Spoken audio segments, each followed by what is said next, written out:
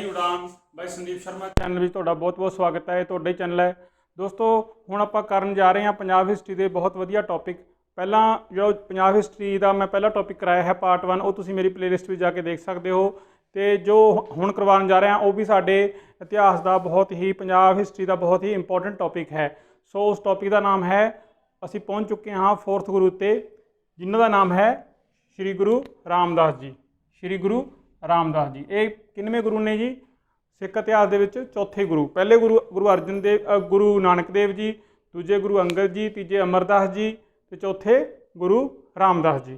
ठीक है जी, ये साडे 4th गुरु होए ने। सो इन्हां दी अज आपां गल करांगे। देखो जी, जो मोस्ट इंपॉर्टेंट लाइनां ने, जो मोस्ट इंपॉर्टेंट पॉइंट ने, वो तुहानूं कराउण दी कोशिश कर रहे हैं।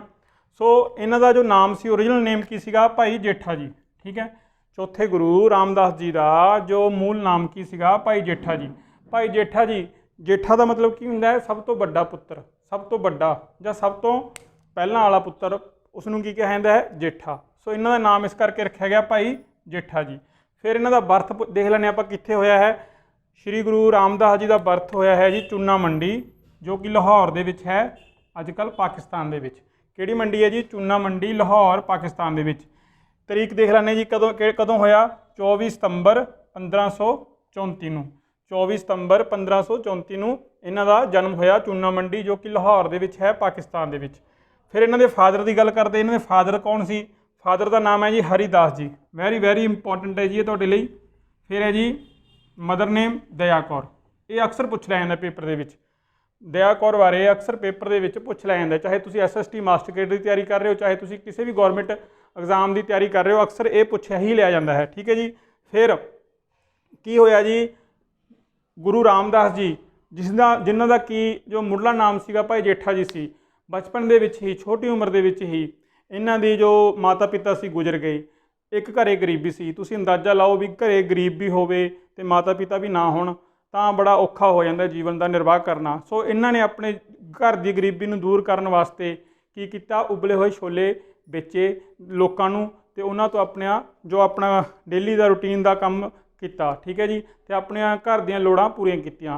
पर इन्हां दी खास गल ये सीगी भी ये सेवा वाले बंदे सन। इन्हां ने सेवा करके इन्नी सेवा की दुनिया की लोकां दी, मतलब घरों आपदे समान लिया के ये मुफ्त भी छोले दिंदे रहे ने। सो इस तरह उन्हां दी सेवा की जो लगन सी बचपन दे विच ही पैदा हो चुकी सी। सो यही सेवा की लगन करके ही ये पूरे मशहूर हो गए सन। पूरे मतलब जिथे भी अपना गोविंदवाल विखे, बासरके विखे, क्योंकि बासरके इन्हां दे नानके सीगे। ठीक है, सो इन्हां दी माता जी बासरके इन्हां नूं ले आई सीगी ते बासरके उत्थे रहन लगे तो उत्थे वो सेवा करके पूरा मशहूर हो चुके सन। ठीक है जी। फिर की होया? जदों ये हौली हौली वड्डे होए श्री गुरु रामदास जी, तो 19 साल की उम्र सी इन्हां दी, जदों इन्हां नूं कुछ सिख गोबिंदवाल विखे जा रहे सन श्री गुरु अमरदास जी नूं मिलण वास्ते, उन्हां दे दर्शन करन वास्ते, तो की होया? ये उन्हां नाल चले गए। जदों उन्हां नाल चले गए तो ये श्री गुरु अमरदास जी तो इन्ने प्रभावित होए, उन्हां दे बचनां तो इन्ने प्रभावित होए, तो इन्हां ने उत्थे रहण दा ही निर्णय कर लिया। सो इस तरह ये गुरु अमरदास जी के कंटैक्ट में आए तो गुरु अमरदास जी ने भी इन्हां नूं अपने पुत्तरां वांग रखिया। इन्हां नूं गुरबाणी बारे दस्सिया, इन्हां नूं जो सच्ची सेवा बारे दस्सिया। इस तरह की होया? इन्हां दी जो गुरबाणी है, इन्हां दे जीवन दे विच गुरबाणी बिल्कुल उतर गई सी। फिर की होया? श्री गुरु अंगद देव जी कोल जिहड़ी गुरु अमरदास जी ने वो सेवा करन जांदे सी श्री गुरु अंगद देव कोल, ते अमरदास जी भाई जेठा जी नूं भी नाल लैके चले जांदे सन। सो उन्हां दोनों का श्री अंगद देव जी की जो उन्हां दा जीवन सी, इन्हां दोनों ते बहुत ज़्यादा प्रभाव पिया। श्री गुरु अमरदास जी बहुत प्रभावित होए इन्हां दी सेवा तो ते इन्हां दी काबलियत तो। 30 साल तक तुसीं देखो, जिंदगी का बहुत समा, 30 साल तक इन्हां ने गुरबाणी की सिक्ख्या ग्रहण की, गुरबाणी नूं गाया, इन्हां ने बहुत ज़्यादा सेवा की उत्थे गोबिंदवाल विखे। सो इस तरह की होया? इन्हां ने अपनी काबिलियत पैदा की, इन्हां ने गुरबाणी का हर एक अखर का ज्ञान हो चुकिया सीगा। सो यही काबिलियत करके गुरु अमरदास जी ने अपनी पुत्री का विआह किस नाल कीता? श्री गुरु रामदास जी नाल। ठीक है जी, श्री गुरु रामदास जी नाल। सो इन्हां दी वाइफ का नाम की है? बीबी भानी। बीबी भानी कौन सी? श्री गुरु अमरदास जी की सपुत्री सी ते गुरु रामदास जी की वाइफ सी। सो इसे गल करके गुरु अमरदास जी ने इन्हां दा विआह अपनी बेटी नाल कीता सीगा। फिर इन्हां दे 3 लड़के होए।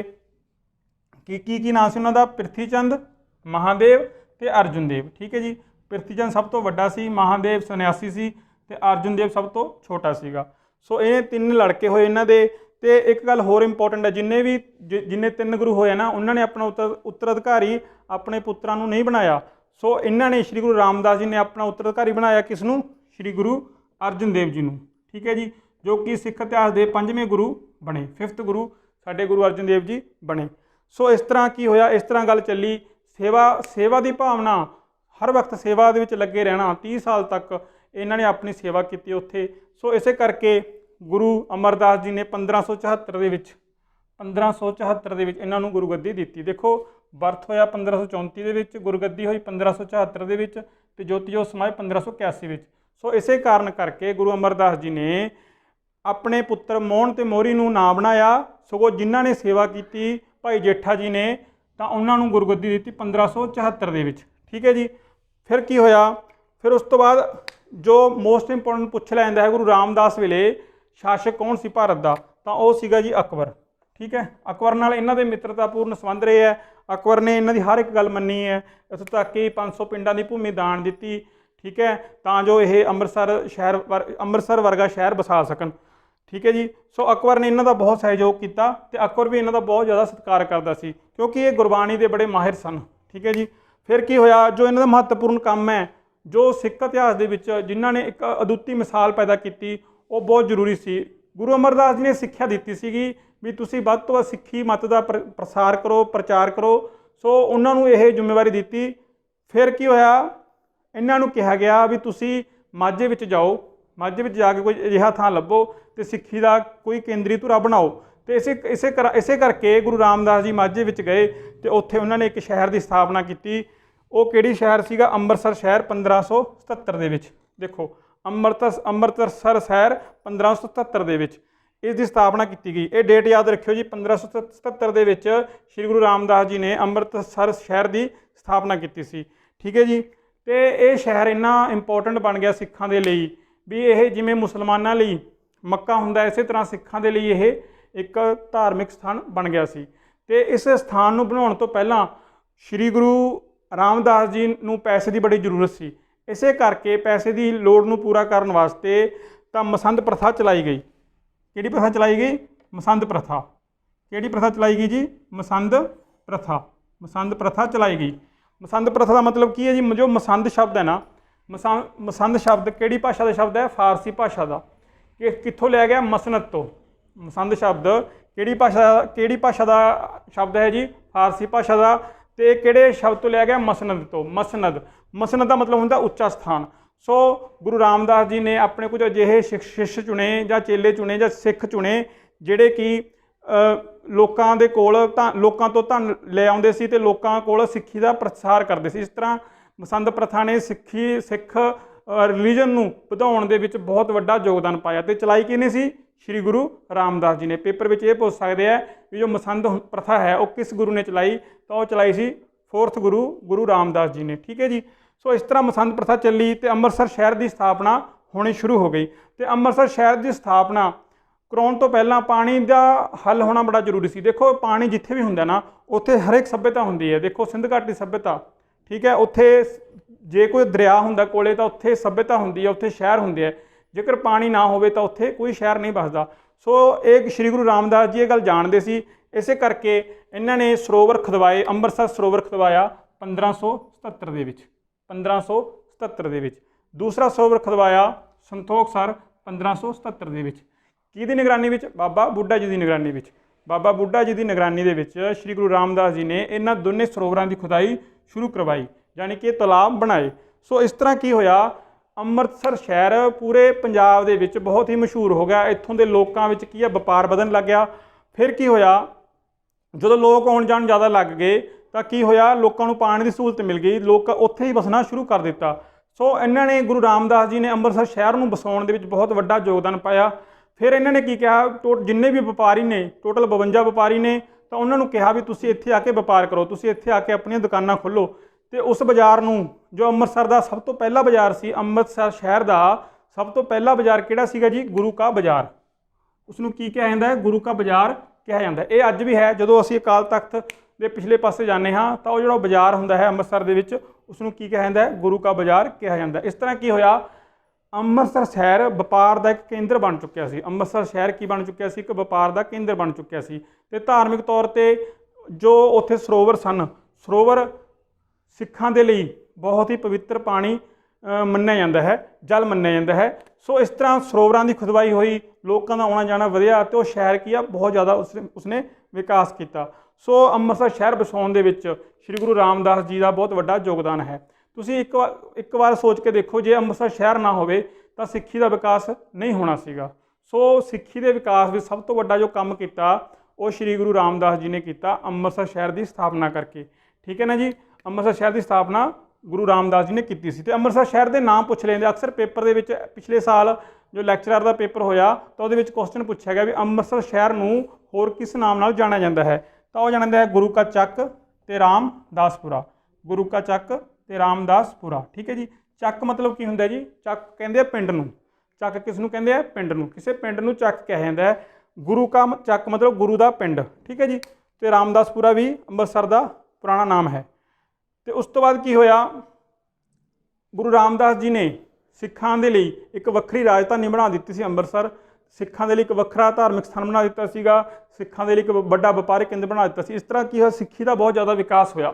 ਬਹੁਤ ਜ਼ਿਆਦਾ ਮਾਝੇ ਦੇ ਜੱਟ ਬਹੁਤ ਜ਼ਿਆਦਾ ਸਿੱਖ ਧਰਮ ਨੂੰ ਅਪਣਾਉਣ ਲੱਗ ਗਏ ਸਨ। ਇਸ ਤਰ੍ਹਾਂ ਕੀ ਹੈ, ਅੰਮ੍ਰਿਤਸਰ ਸਿੱਖੀ ਦਾ ਇੱਕ ਕੇਂਦਰ ਬਿੰਦੂ ਮੰਨਿਆ ਜਾਂਦਾ ਹੈ।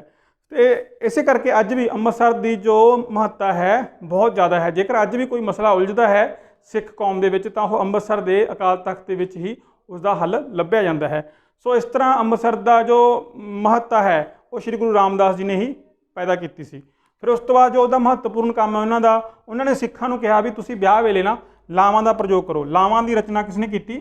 ਲਾਵਾਂ ਦੀ ਰਚਨਾ ਕਿਸਨੇ ਕੀਤੀ?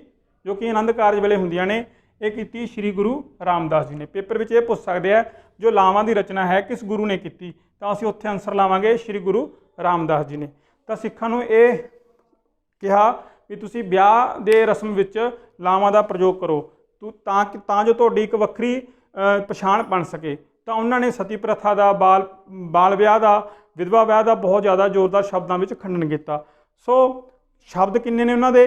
679 ਸ਼ਬਦ ਨੇ। ਕਿੰਨੇ ਸ਼ਬਦ ਨੇ ਜੀ? 679 ਸ਼ਬਦ ਨੇ। ਠੀਕ ਹੈ ਜੀ। ਫਿਰ ਕੀ ਹੋਇਆ, ਜੋ ਇੱਕ ਪੁਆਇੰਟ ਇੱਥੇ ਹੋਰ ਰਹਿ ਗਿਆ, ਉਦਾਸੀ ਮਤ ਨਾਲ ਸਮਝੌਤਾ। ਉਦਾਸੀ ਮਤ ਨਾਲ ਸਮਝੌਤਾ। ਉਦਾਸੀ ਮਤ ਨਾਲ ਸਮਝੌਤਾ। ਹਾਂਜੀ, ਜਿੰਨੇ ਸਾਡੇ 3 ਗੁਰੂ ਹੋਏ ਨੇ ਨਾ, ਉਹਨਾਂ ਨੇ ਉਦਾਸੀ ਮਤ ਦਾ ਖੰਡਨ ਕੀਤਾ। ਪਰ ਸ੍ਰੀ ਗੁਰੂ ਰਾਮਦਾਸ ਜੀ ਚੌਥੇ ਗੁਰੂ ਜਦੋਂ ਹੋਏ ਤਾਂ ਉਦਾਸੀ ਮਤ ਨਾਲ ਉਹਨਾਂ ਦਾ ਕੀ ਹੋ ਗਿਆ? ਸਮਝੌਤਾ ਹੋ ਗਿਆ। ਹੋਇਆ ਕਿ ਸ਼੍ਰੀ ਚੰਦ ਜੀ ਇੱਕ ਵਾਰ ਅੰਮ੍ਰਿਤਸਰ ਆਏ। ਤਾਂ ਅੰਮ੍ਰਿਤਸਰ ਜਦੋਂ ਆਏ ਤਾਂ ਉਹਨਾਂ ਨੇ ਸ੍ਰੀ ਗੁਰੂ ਰਾਮਦਾਸ ਜੀ ਨੂੰ ਕਿਹਾ ਵੀ ਤੁਸੀਂ ਐਡੀ ਦਾੜੀ ਕਿਉਂ ਵਧਾਈ ਹੈ? ਤਾਂ ਉਹਨਾਂ ਨੇ ਕਿਹਾ ਇਹ ਦਿਹਾੜੀ ਤਾਂ ਤੁਹਾਡੇ ਵਰਗੇ ਮਹਾਂਪੁਰਸ਼ਾਂ ਦੀ ਜੁੱਤੀਆਂ ਸਾਫ਼ ਕਰਨ ਲਈ ਬਣਾਈ ਹੈ। ਤਾਂ ਉਹ ਖੁਦ ਜਾ ਕੇ ਮਤਲਬ ਜੁੱਤੀਆਂ ਸਾਫ਼ ਕਰਨ ਨੂੰ ਗਏ ਤਾਂ ਉਹ ਪਿੱਛੇ ਹੋ ਗਏ। ਸੋ ਇੰਨੀ ਨਿਮਰਤਾ ਦੇਖ ਕੇ ਤਾਂ ਉਦਾਸੀ ਮਤ ਨਾਲ ਉਹਨਾਂ ਦਾ ਸਿੱਖ ਧਰਮ ਦਾ ਸਮਝੌਤਾ ਹੋ ਗਿਆ। ਉਸ ਤੋਂ ਬਾਅਦ ਸ਼੍ਰੀ ਚੰਦ ਜੀ ਨੇ ਕਿਹਾ ਵੀ ਅੱਜ ਤੋਂ ਬਾਅਦ ਮੈਂ ਸਿੱਖ ਧਰਮ ਬਾਰੇ ਕੁਝ ਵੀ ਨਹੀਂ ਬੋਲਾਂਗਾ। ਸੋ ਇਸ ਤਰ੍ਹਾਂ ਕੀ ਹੋਇਆ, ਉਦਾਸੀ ਮਤ ਨਾਲ ਜੋ ਇਹਨਾਂ ਦੀ ਵਿਰੋਧਤਾ ਚੱਲਦੀ ਆ ਰਹੀ ਸੀ 3 ਗੁਰੂਆਂ ਦੀ, ਉਹ ਬਿਲਕੁਲ ਖਤਮ ਹੋ ਚੁੱਕੀ ਸੀ। ਸੋ ਸ਼੍ਰੀ ਚੰਦ ਜੀ ਇਹਨਾਂ ਦੀ ਨਿਮਰਤਾ ਦੇਖ ਕੇ, ਇਹਨਾਂ ਦਾ ਜੋ ਸੇਵਾ ਦੇਖ ਕੇ ਬਹੁਤ ਜ਼ਿਆਦਾ ਪ੍ਰਭਾਵਿਤ ਹੋਏ ਸੀ। ਠੀਕ ਹੈ ਜੀ। ਫਿਰ ਕੀ ਹੋਇਆ, ਜਦੋਂ ਉਦਾਸੀ ਮਤ ਨਾਲ ਸਮਝੌਤਾ ਹੋਇਆ ਤਾਂ ਇਸ ਤਰ੍ਹਾਂ ਕੀ ਹੋਇਆ, ਸਿੱਖ ਧਰਮ ਦਾ ਵਿਕਾਸ ਵੀ ਬਹੁਤ ਜ਼ਿਆਦਾ ਹੋਣ ਲੱਗਿਆ। ਕਾਫੀ ਹਿੰਦੂ ਤਬਕਾ ਵੀ ਸਿੱਖ ਬਣ ਚੁੱਕਿਆ ਸੀਗਾ।